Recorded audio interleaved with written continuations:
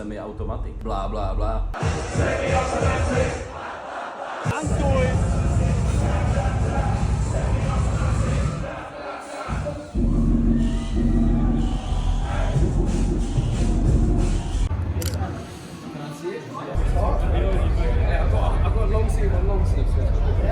Good brother? You released this? Yeah. Oh, Thank you so much.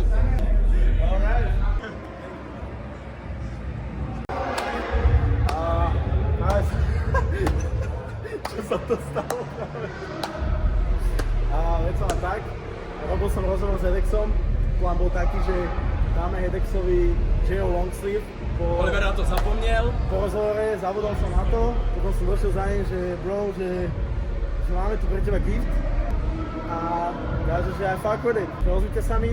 Ja chcem viac. Piči. Veci ľudia, to je neskutočné. Takovou radost z toho mám, ty koko. To je heavy. Musíte byť rádi aj za svojich bros.